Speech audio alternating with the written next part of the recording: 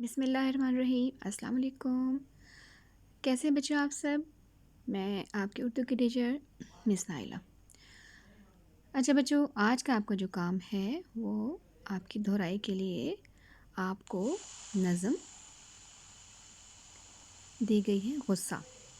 ٹھیک ہے، چلیں دیکھتے ہیں اس نظم میں ہمیں کیا کام کرنا ہے۔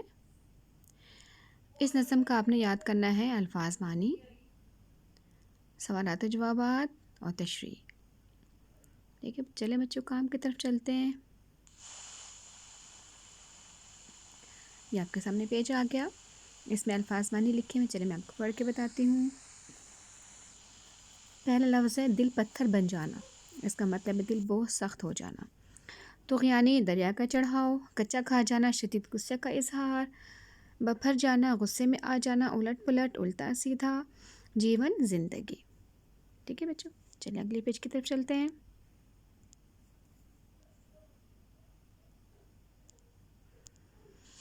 چلیں، یہ آپ کے سامنے سوالات و جوابات آ گئے، میں پڑھ کے بتاتی ہوں، تھوڑا سا میں آپ کو کلوز کر کے بتاتی ہوں۔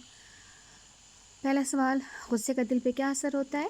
جواب، غصہ کرنے سے دل بہت سخت ہو جاتا ہے۔ سوال نمبر 2، غصے کے 3 نقصانات لکھیں۔ کیا ہوتا ہے بچوں بتاؤ؟ چلے میں بتاتی ہوں۔ نمبر 1، انسان لڑائی کے لیے تیار ہو جاتا ہے نا۔ نمبر 2، مروت ختم ہو جاتی ہے، مروت محبت لحاظ جو دل میں ہوتا ہے نا بچوں، ختم ہو جاتا ہے۔ نمبر 3، ایک دوسرے سے نفرت ہونے لگتی ہے۔ سوال نمبر 3، غصہ پی جانے کے 4 فوائد لکھیں۔ غصہ پی جانا کیا ہوتا ہے؟ کوئی بتا سکتا ہے؟ چلے میں بتاتی ہوں۔ غصہ پی جانا یعنی کہ برداشت کر لینا، کنٹرول کر لینا اپنے آپ کو۔ جو ایک شخص آپ سے غصے سے بات کر رہا ہے، آپ چپ ہو گئے، خاموش ہو گئے، اس کی بات سن لی، جواب میں کچھ نہیں کہا، تو اس کے فائدے کیا ہیں؟ غصہ پی جانے کے فوائد کیا ہیں؟ نمبر 1، اللہ خوش ہوتا ہے۔ نمبر 2، دل نرم ہو جاتا ہے۔ نمبر 3، انسان صبر و تحمل سیکھتا ہے۔ تحمل کیا ہوتا ہے؟ برداشت کرنا۔ ٹھیک ہے، محبت و مروت بڑھتی ہے۔ ٹھیک ہے بچوں، یہاں تک آپ کے تھے سوالات و جوابات۔ اب چلتے ہیں تشریح کی طرف۔ اچھا بچوں، آپ کے پاس آپ کی بک میں آپ کو جو شعر جس کی تشریح کرنے کو کہا گیا ہے وہ یہ ہے، شرم کریں اس غصے پر، شرم کریں اس غصے پر، پھر نہ ہوگا دل پتھر۔ بچوں جیسے میں نے آپ کو پہلے بھی بتایا ہے کہ تشریح کیسے کرتے ہیں، اس کو شروع کیسے کرتے ہیں، تو اس سب سے پہلے لکھتے ہیں ہم نظم کا نام۔ بچوں کیا نام ہے اس کا بتاؤ؟ ہاں، غصہ۔ نظم کا نام ہے غصہ۔ شاعرہ کا نام، ٹھیک ہے، شاعر یا شاعرہ کا نام کیا ہوگا؟ ثروت سلطانہ ثروت، ٹھیک ہے، اس کی شاعرہ کا نام ہے۔ اب چلتے ہیں تشریح کی طرف۔ شاعرہ بچوں کو اچھے اخلاق سکھانے کے لیے غصے پر قابو پانے کا درس دے رہی ہیں، آپ کو بتا رہی ہیں، سمجھا رہی ہیں۔ غصہ کرنے سے انسان کا دل سخت ہو جاتا ہے، انسان صبر و تحمل، صلہ رحمی اور ہمدردی سب بھول جاتا ہے۔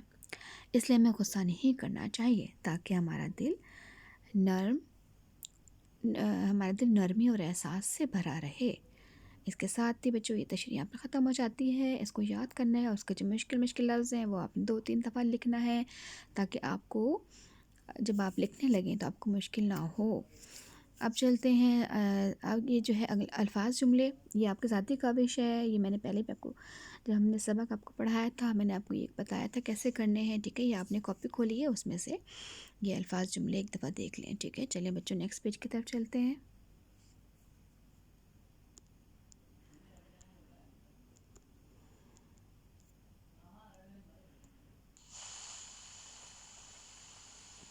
چلیں بچوں نیکسٹ پیج کی طرف آگے، یہ الفاظ جملے دوبارہ آگے، چلو کوئی بات نہیں۔ آگے آپ کو دیا گیا ہے کتاب کا کام، ٹھیک ہے، کتاب کا کام میں آپ کو الفاظ متصاعد دیے گئے ہیں، اس کو آپ نے لکھنا ہے۔ یہ میں نے آپ کو کاپی پر کتاب پر بھی کروایا، کاپی پر بھی کروایا، اس کو ایک دفعہ اور دیکھ لیں۔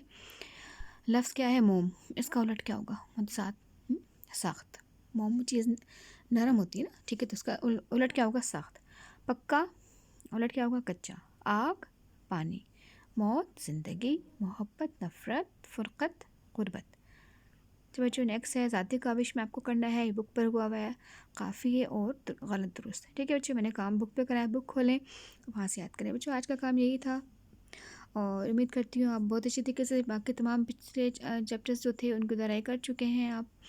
تو اب ہم یہاں تک پہنچ گئے ہیں، سبق نظم غصے تک پہنچ گئے ہیں. ٹھیک ہے بچوں، اس کے علاوہ گرامر کا بھی سارا کام ہو چکا ہے، اردو ایک کا بھی آلموسٹ دہرائی بھی آدھے چیپٹرز کی ہو چکی ہے.